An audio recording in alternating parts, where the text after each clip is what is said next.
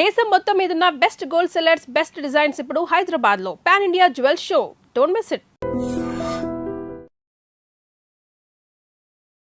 Hi, hello, నమస్తే, welcome back to iDream media. ఈరోజు మనతో ఉన్నారు 30 ఇయర్స్గా లా ప్రాక్టీస్ చేస్తూ ముఖ్యంగా ఇమ్మిగ్రేషన్ మనకి లాయర్గా ఉన్న రాహుల్ రెడ్డి గారు మనతో ఉన్నారు. ఈ స్టూడెంట్ వీసాకు సంబంధించి ఓపీటీ అండ్ స్టెమ్ ఎక్స్టెన్షన్ గురించి ఈరోజు ఎపిసోడ్లో మాట్లాడబోతున్నారు. మీకు ఏ డౌట్స్ ఉన్నా సరే కామెంట్ సెక్షన్లో మెన్షన్ చేయండి. దానిపై మరిన్ని సిరీస్ ఎపిసోడ్స్ రానున్నాయి. Hi sir. నమస్కారం అండి. బాగున్నారా? బాగున్నాను sir. How are you? Good good. Sir, ముఖ్యంగా స్టూడెంట్ వీసా మీద ఎవరైతే వెళ్తూ ఉంటారో వాళ్ళు ఇనిషియల్ పీరియడ్లో వాళ్ళకి ఓపీటీ మీద ఇచ్చే ఈ టైం పీరియడ్ అనేది ఏ విధంగా ఉంటుందంటారు? లేటెస్ట్గా దాని మీద ఎటువంటి అప్డేట్స్ రానున్నాయంటారు? ఇప్పుడు నార్మల్గా డిగ్రీ చేసేటప్పుడు కానీ బ్యాచిలర్స్ కానీ మాస్టర్స్ చేయగానే మన పిల్లలు ఎక్కువ మంది మాస్టర్స్ పోతుంటారు కాబట్టి మాస్టర్స్ గురించి ఎక్కువ మాట్లాడదాం. మాస్టర్స్ డిగ్రీ అయిపోయిన తర్వాత వాళ్ళకు ఓపీటీ అని 1 year వర్క్ పర్మిట్ ఇస్తారండి. ఆ వర్క్ పర్మిట్ వచ్చినప్పుడు వాళ్ళు కంపల్సరీ వర్క్ చేయాలన్నట్టు. ఓకే. వాళ్ళకు ఒకవేళ జాబ్ రాకపోతే ఆ ఓపీటీ అనేది క్యాన్సిల్ అవుతుంది. వాళ్ళకు ఒక ట్రాకింగ్ సిస్టమ్ ఉంటుంది, సివిస్ ట్రాకింగ్ సిస్టమ్ అని ఉంటుంది అన్నట్టు. ఆ ట్రాకింగ్ సిస్టంలో వాళ్ళు ఇన్ఫామ్ చేయాలి, మీ ఎంప్లాయర్ ఎవరు, ఎక్కడ ఉంటున్నావు నువ్వు, ఇవన్నీ ఇన్ఫామ్ చేయాలన్నట్టు. అయితే ఆ 1 year పీరియడ్లో 90 days అన్ఎంప్లాయ్మెంట్ అలౌడ్ అండి. 90 days వరకు 90 days without employment 90 days unemployment allowed. ఒకవేళ 91 day కనుక వచ్చింది అనుకోండి, ఖతం, సివిల్ సిస్టమ్ నుంచి వన్ కిక్ అవుట్ చేసి పడేస్తారు. అంటే అతను F1 వీసా ఖతమైంది, అక్కడ ఉండటానికి వీల్లేదు, అక్కడ ఓపీటీ అన్నది అతనికి వచ్చిన పర్మిట్ కూడా ఆటోమేటిక్గా క్యాన్సిల్ అయిపోతుంది అన్నట్టు. సో ఈ లోపల ఇతను ఎంప్లాయ్మెంట్ తీసుకోవడం కంపల్సరీ అవుతుందండి. సో ఈ లోపు ఎంప్లాయ్మెంట్ వచ్చింది అనుకుందాము. ఆఫ్టర్ 1 year ఆ ఎంప్లాయ్మెంట్ మీద ఎటువంటి ప్రొసీజర్ ఉంటుంది? స్టెమ్ ఎక్స్టెన్షన్ అనేది కంపల్సరీ చేయించుకోవాలి. అసలు స్టెమ్ ఎక్స్టెన్షన్ ఎందుకు చేయించాలంటే?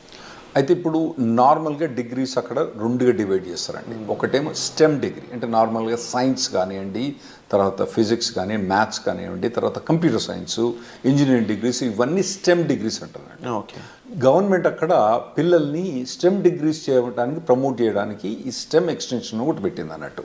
అంటే వీళ్ళకు మాస్టర్స్ డిగ్రీ కంప్లీట్ అయిపోయిన తర్వాత, అంటే కంప్యూటర్ సైన్స్లో మోస్ట్లీ మన వాళ్ళందరూ కంప్యూటర్ సైన్స్లో చేస్తారు కాబట్టి దాని గురించి ఎక్కువ మాట్లాడుకుందాం. సో అందరూ ఫస్ట్ 1 year ఓపీటీ అని వర్క్ పర్మిట్ ఉంటుంది. ఆ వర్క్ పర్మిట్ అయిపోయిన తర్వాత అతనికి జాబ్ ఉంటే ఇంకొక 2 years వర్క్ పర్మిట్ వస్తుందండి. దాన్ని స్టెమ్ ఎక్స్టెన్షన్ అంటారు అన్నట్టు. ఆ స్టెమ్ ఎక్స్టెన్షన్లో కూడా 90 days అన్ఎంప్లాయ్మెంట్ అలౌడ్ అక్కడ, అందులో కూడా. అయితే రెండిట్లో కలిపి 150 రోజులే. అంటే ఎక్కడో ఒక దగ్గర తగ్గించుకోవాలన్నట్టు. ఇక్కడ 90 days, అక్కడ 90 days బ్యాక్స్, ఓవరాల్గా 150 days దాటకూడదు అన్నట్టు. స్టెమ్ ఎక్స్టెన్షన్లో కూడా జాబ్ కంపల్సరీ ఉండాలి, జాబ్ కంపల్సరీ చేయాలి. అంటే ఈ 180 days పక్కన పెడితే యాక్చువల్లీ 150 90 + 90 కాదు. అక్కడ ఇక్కడ 60 ఇవ్వాలన్నా, అక్కడ 70 ఎక్కడో కంట్రోల్ చేసి పెట్టాలన్నట్టు. సో ఇన్ కేస్ ఈ స్టెమ్ ఎక్స్టెన్షన్ కన్నా ముందు తనకి జాబ్ పోయినట్లయితే ఓపీటీ టైంలో ఇంకా స్టెమ్ ఎక్స్టెన్షన్ కూడా ఉండదు అంటారు. ఒకవేళ స్టెమ్ ఎక్స్టెన్షన్ చేసే టైంలో ఓకే, మీకు మొదలే స్టెమ్ ఎక్స్టెన్షన్ ఓపీటీ అయిపోక ముందే, మీకు 3 months ముందే స్టెమ్ ఎక్స్టెన్షన్ ఫైల్ చేసుకోవచ్చు. ఒకవేళ స్టెమ్ ఎక్స్టెన్షన్ ఫైల్ చేసుకునే తప్పుడు ఒకవేళ జాబ్ లేదనుకోండి, ఇక మనని గోవింద, అతనికి మాత్రం ఆ స్టెమ్ ఎక్స్టెన్షన్ రాదు. కంపల్సరీ అప్పుడు జాబ్ ఉండాలి. సో కంపల్సరీ ఓపీటీ టైంలో జాబ్ ఉండాలి అండ్ అది ఎక్స్టెన్షన్ టైంలో కంపల్సరీ జాబ్ ఉండాలి. ఓపీటీ మొదలైనప్పుడు ఉండనక్కర్లేదు, ఓపీటీ ఎండ్ అయ్యేటప్పుడు మాత్రం కంపల్సరీ ఉండాలి. లేకపోతే మనోడు గోవింద అవుతాడు, స్టెమ్ ఎక్స్టెన్షన్ రాదు. సో ఓవరాల్గా how long they can stay? 3 years time duration proper stay చేయొచ్చు? అవునండి, 3 years. అంటే 2 years ఏమో వీళ్ళు మాస్టర్స్ చేస్తారు. టిపికల్గా 1.5 year. వీళ్ళు మన వాళ్ళు పోయేది ఆగస్ట్ పోయిన తర్వాత మే జూన్ కల్లా గ్రాడ్యుయేట్ అవుతారు నెక్స్ట్ ఇయర్కు. అంటే 1.5 2 years వీళ్ళు గ్రాడ్యుయేట్ అయిపోయిన తర్వాత మళ్ళీ వీళ్ళకు 3 years. ఫస్ట్ ఓపీటీ 1 year, తర్వాత స్టెమ్ ఎక్స్టెన్షన్ 2 years. ఈ 3 years పర్మిట్ ఉంటుంది, వర్క్ పర్మిట్. ఈ లోపల కనుక మనోడు లాటరీ, H1B లాటరీ మీకు తెలుసు కదా, మార్చ్లో 80,000 members H1B లాటరీ చేస్తారు కదా. అప్పుడు చేసినప్పుడు ఇతను ఎంప్లాయర్ H1B లాటరీ చేస్తే H1B వచ్చేస్తేనేమో ఖతం అన్నట్టు. ఓపీటీ స్టెమ్ ఎక్స్టెన్షన్ ఈ అబ్బాయికి అవసరం లేదు, H1B మూవ్ అవుతాడు అన్నట్టు. ఒకవేళ అప్పుడు కూడా రాకపోతే ఇక మళ్ళా వేరే వీసా పోవడం కానీ లేదంటే వెనకకు రావడం కానీ అవసరం పడుతుందండి వీళ్ళకు. ఈ ఓపీటీ స్టెమ్ ఓపీటీ రెండు సిమిలర్ అనిపిస్తుంది సార్, డిఫరెన్సెస్ ఏం లేవా ఈ రెండిట్లో? చాలా డిఫరెన్స్ ఉందండి. ఓపీటీ స్టెమ్ ఎక్స్టెన్షన్ చాలా డిఫరెన్స్ ఉంది. ఓపీటీ పీరియడ్లో వాలంటరీ ఎంప్లాయ్మెంట్ అలౌడ్, అంటే internship, unpaid internship allowed. Okay. అంటే ఏదైనా కంపెనీ ద్వారా కానీ ఏదైనా ట్రైనింగ్ ఇస్తాననుకోండి, ఈ అబ్బాయి కనుక అక్కడికి పోయి, అబ్బాయి కానీ అమ్మాయి కనుక అక్కడికి పోయి వాళ్ళు ట్రైనింగ్ తీసుకుంటే పని చేయకున్నా కూడా ట్రైనింగ్ తీసుకున్నందుకు దానికి డబ్బులు ఇవ్వరు వాళ్ళు. ఎందుకంటే ట్రైనింగ్ ఇచ్చేది ఎక్కువ, డబ్బులు ఎందుకు ఇస్తాడు? ఇవ్వడు కదా. ఇవ్వనప్పుడు కూడా ఇతను ఓపీటీ పీరియడ్లో అక్కడ ట్రైనింగ్ తీసుకుంటే అది ఎంప్లాయ్మెంట్ కింద కౌంట్ అవుతుందండి. ఓకే. అదే స్టెమ్ ఎక్స్టెన్షన్కి వచ్చేటప్పుడు కంపల్సరీ పెయిడ్ ఎంప్లాయ్మెంట్ అన్నది అవసరం. ఓపీటీ పీరియడ్లో ఏమో voluntary or unpaid internship allowed, paid allowed, unpaid allowed. కానీ స్టెమ్ ఎక్స్టెన్షన్కి వచ్చేవాడు కంపల్సరీ పెయిడ్ అలౌడ్ అన్నట్టు, కంపల్సరీ పెయిడ్ ఉండాలి. పెయిడ్ లేకపోతే మనోడు బయటపడాల్సి వస్తుంది అన్నట్టు. ఈ అన్ఎంప్లాయ్మెంట్ రూల్ అనేది ఎలా వర్కౌట్ అవుతుంది ఓపీటీలో కానీ స్టెమ్ ఓపీటీలో కానీ? రైట్. ఇప్పుడు ఓపీటీ ఉన్నప్పుడు నేను చెప్పాను కదండి 90 డేస్. ఓకే, 90 డేస్లో అంటే ఇతను కనుక ఒక 30 డేస్ కనుక సేవ్ చేసుకుంటే మళ్ళీ నెక్స్ట్లో కూడా 90 వాడుకోవచ్చు. అంటే ఇక్కడ 60 వాడుకొని మళ్ళీ నెక్స్ట్ 90 వాడుకుంటే బెటర్. ఓకే, కానీ ఇతనికి 90 డేస్ దాకా పర్మిట్ ఉంటుంది అన్నట్టు. సో నార్మల్గా వీళ్ళకి ఇంటర్న్షిప్స్ వస్తాయండి బాగానే. లేకపోయినా కానీ మన చాలా కన్సల్టింగ్ కంపెనీస్ ఏం చేస్తారంటే వీళ్ళని ట్రైనింగ్లో పెడతారు బాగా. అంటే పర్టికులర్గా ఏదైనా పర్టికులర్ టెక్నాలజీ ఉందనుకోండి, ఇప్పుడు ఏఐ అనేది బాగా హాట్ టెక్నాలజీ. ఈ పోరగాళ్ళు ఏం చేస్తారు, ఈ పోరగాళ్ళని తీసుకొని మొత్తం అందరినీ మంచిగా ఒక ట్రైనింగ్ ఇప్పించేసి వాళ్ళకి బాగా పర్టికులర్ దాని మీద ట్రైనింగ్ ఇచ్చి ప్లేస్ చేస్తారు. అంటే ఎంప్లాయర్ కూడా లాభం ఉంటుంది, ఎందుకంటే వీళ్ళు ప్లేస్ చేసినప్పుడు వాళ్ళకి వచ్చే డబ్బులలో వాళ్ళ కమిషన్ ఉంటుంది కదా, అది బాగానే వాళ్ళకు ఉంటుంది కాబట్టి అట్లా చాలా. సో ఓపీటీ పీరియడ్ అన్నప్పుడు నార్మల్గా అయితే మన వాళ్ళు ఎవరికి కూడా ఇబ్బంది ఉండకూడదండి. ట్రైనింగ్ బాగానే ఇస్తారు, ట్రైనింగ్ బాగానే ఇచ్చే కంపెనీలు ఉన్నాయి, వీళ్ళు తీసుకునే కంపెనీ. స్టెమ్ ఎక్స్టెన్షన్కి వచ్చేటప్పుడు మాత్రం ఇబ్బంది అయింది. ఎందుకంటే స్టెమ్ ఎక్స్టెన్షన్ మీద ఉన్నప్పుడు పేమెంట్ అన్నది, పెయిడ్ జాబ్ అన్నది ఉండాలి కదా. అప్పుడు పెయిడ్ జాబ్ ఇంకా లేకపోతే మాత్రం మన వాళ్ళకి ఇబ్బంది అవుతుందండి అప్పుడు.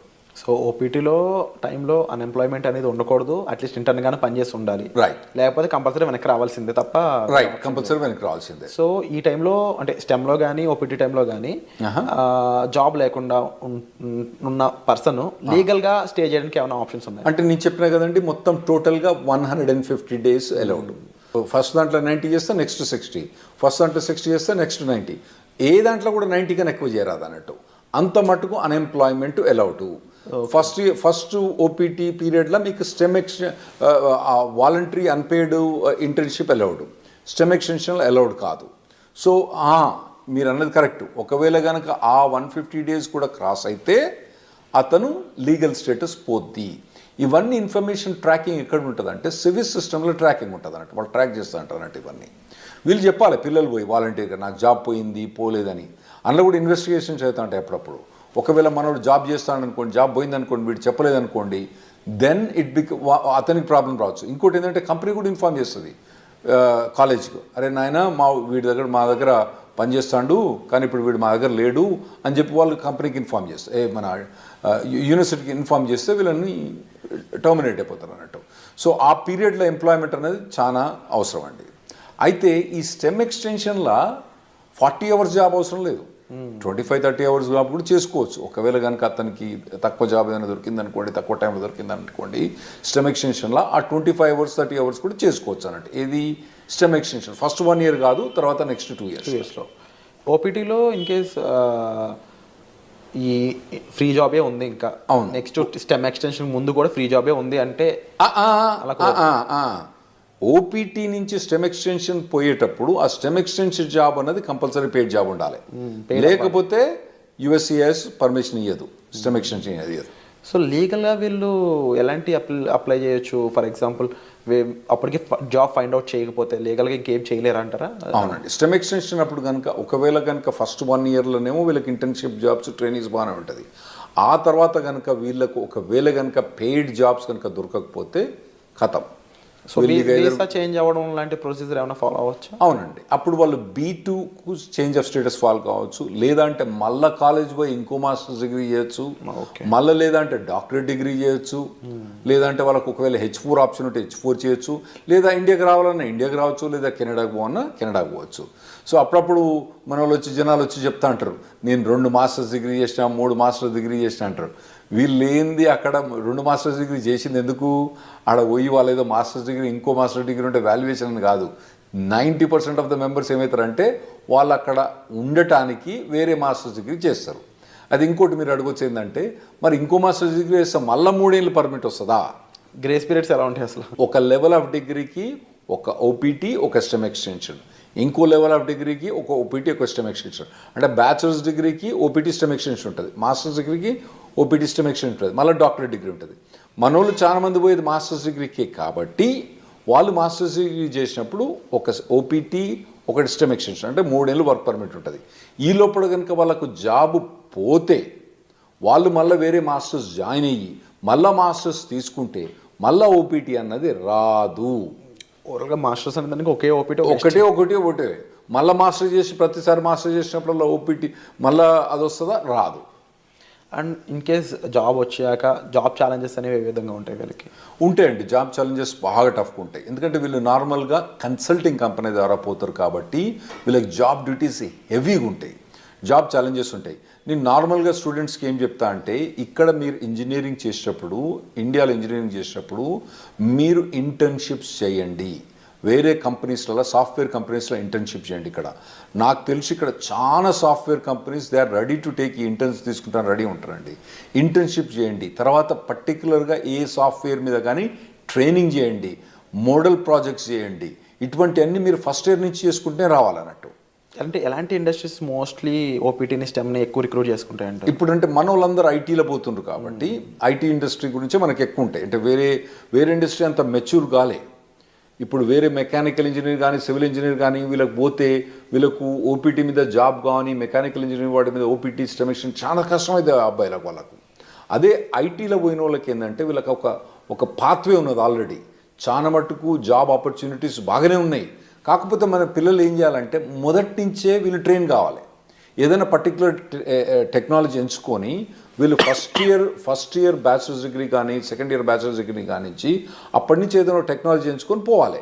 తర్వాత ఏంటంటే మధ్యలో టెక్నాలజీ చేంజ్ అయిందనుకోండి, చేంజ్ కావాలి దానికి టెక్నాలజీ. ఎందుకంటే టెక్నాలజీ ఎంత ఫాస్ట్గా చేంజ్ అవుతుందంటే ఆర్టిఫిషియల్ ఇంటెలిజెన్స్ ఏంటంటే 3 ఏళ్ళ కింద దాని పేరేం లేదు, నవిడియా పేరేం లేదు. ఇప్పుడు అది number 1 company in the world అయిపోయింది. సో అట్లా టెక్నాలజీస్ అన్ని ఇప్పుడు అందరూ ఎవ్వరు కూడా ఆర్టిఫిషియల్ ఇంటెలిజెన్స్ అంటున్నారంటూ. అది కొందరు కొన్ని కంపెనీస్ పనిచేసేవాళ్ళు చెప్తారు, మాకు అసలు ఆర్టిఫిషియల్ ఇంటెలిజెన్స్ అవసరం లేదు, కానీ మా కంపెనీలో ఎందుకు హైర్ చేస్తున్నారో లేదు, వాడు రెజ్యూమ్ మీద ఆర్టిఫిషియల్ ఇంటెలిజెన్స్ బెటర్, వానికి ఒక ఏదైనా కోర్స్ కానీ ఏదైనా ఒక 5 months ఎంప్లాయ్మెంట్ కానీ ఇంటర్న్షిప్ కానీ ఉంటే తీసేసుకుంటారు మా దగ్గర అని చెప్తాను వాళ్ళు. సో అటువంటి హాట్ టెక్నాలజీస్ ఉన్న వాళ్ళు వీళ్ళు చూస్ చేసుకోవడం బెటర్. కాకపోతే కొద్దిగా మొదటి నుంచి కూడా ఒకవేళ, ఎందుకంటే ఇప్పుడు ఏఐ అంటున్నారు, అంతకుముందు డేటా సైన్స్ అన్నారు, రేపు ఇంకోటి అంటారు. సో ఇటువంటి ఏ ఒక్క టెక్నాలజీ కూడా ఒక పర్సన్ ట్రైన్ అయితే ఆ టెక్నాలజీ మారినప్పుడు ఈజీగానే అడాప్ట్ అయిపోతారు. నువ్వు ఉట్టిగానే కూర్చొని 4 ఏళ్ళు ఏం పని చేయకుండా ఆ తర్వాత నువ్వు మాస్టర్స్ డిగ్రీ చేసేటప్పుడు కూడా ఏం ట్రైనింగ్ తీసుకోకుండా చక్కగా నువ్వు పోయి మాస్టర్ డిగ్రీ అయిపోయిన తర్వాత నువ్వు ఓపీటీకి పర్మిషన్ ఇచ్చి ఆడ పోయి జాబ్ ఏమంటే అప్పుడు కష్టమైంది. ఇప్పటి నుంచి మీరు బిల్డప్ చేసుకుంటూ పోవాలన్నట్టు. ఇవి చాలా కాంపిటేటివ్గా ఉంటాయి ఓపీటీ స్టెమ్లో కూడా. అట్ ది సేమ్ టైం మీరు ఈ డౌన్ టర్న్స్ ముఖ్యంగా లే ఆఫ్స్ కానీ అవి ఎంత ఇంపాక్ట్ చేస్తాయంటారు ఓపీటీ వాళ్ళని? బాగుంటాయి, ఓపీటీ మీద ఇంపాక్ట్ బాగుంటుంది. ఫస్ట్ ఒకటి మీరు అర్థం చేసుకోవాలి, శాలరీస్ ఎట్లున్నాయి వీళ్ళవి. యుఎస్ శాలరీస్ 80 లక్షలు 90 లక్షలు అది. ఏది ఓపీటీ స్టెమ్ ఎక్స్టెన్షన్ కూడా 80 లక్షలు 90 లక్షల నుంచి మొదలైతే వాళ్ళకి శాలరీస్. సో మనకి ఇక్కడ ఇండియాలో ఏంది, మీరు పెద్ద పెద్ద కంపెనీలు పోయినా అనుకోండి, అది వెరీ సర్ప్రైజ్. గూగుల్ అటువంటి కంపెనీస్లలో, అంటే నేను పర్టికులర్ గూగుల్ అని చెప్పాను, వేరే కంపెనీస్లో శాలరీ చూస్తే వాళ్ళకి ఏంది నెలకు 30,000, నెలకు 25,000, అంటే దాదాపుగా 4 లక్షలు 5 లక్షల ప్యాకేజ్ కూడా మా ఎక్కువ ఇక్కడ. ఏది ఎంట్రీ లెవెల్లకు అక్కడ 80 లక్షల నుంచి 90 లక్షల దాకా ప్యాకేజ్ ఉంది అక్కడ. అయితే అట్లా ప్యాకేజ్ ఉన్నప్పుడు ఇక్కడ వీనికేమో 5 లక్షలు వస్తా అంటే నీకు ఆడేమో 80 లక్షలు ఇస్తాను అంటే నీ పెర్ఫార్మెన్స్ ఎట్లా ఉండాలి? You have to be at least 10 times better then the guy who's working here. నువ్వు ఉన్నావా లేదా 10 times? లేనప్పుడు నువ్వు షార్ప్నెస్ స్కిల్ చేసుకోవాలి. నువ్వు అట్లా ఆలోచించాలి. ఇక్కడ వచ్చినానికేమో 5 లక్షలు, నీకేమో 80 లక్షలు, అంటే నీది కనీసం 10 రెట్లు ఎక్కువ ఉండాలి నీ పెర్ఫార్మెన్స్. అంటే 10 రెట్లు ఎక్కువ ఉండాలంటే నువ్వు షార్ప్ అని చేసుకోవాలి. Unit be fit for it. అక్కడ పోయి నేను మాస్టర్స్ అయిపోయిన తర్వాత అప్పుడు నేను నేర్చుకుంటా అంటే ఇప్పుడున్న పరిస్థితిలో మాత్రం నడవదు. 100% కరెక్ట్ సార్, డెఫినెట్లీ మీరు చెప్పిన విషయాలన్నీ కూడా. అండ్ ముఖ్యంగా ఓపీటీ స్టెమ్లో స్టూడెంట్ సిచ్యువేషన్ ఏ విధంగా ఉంటుంది, టైం పీరియడ్ ఎలా ఉంటుంది, గ్రేస్ పీరియడ్స్ అండ్ రాకపోతే ఏంటి పరిస్థితి, ఈ విషయాలన్నీ విన్నారు కదా. అలాగే H1B లాటరీ పరిస్థితుల్లోనూ ఆఫ్టర్ జాబ్ వచ్చాక లైక్లీ ఎఫెక్ట్స్ ఏమేమి ఉంటాయి అనేవి వచ్చే ఎపిసోడ్లో చూద్దాం. So stay tune. Thank you so much for information. Thanks.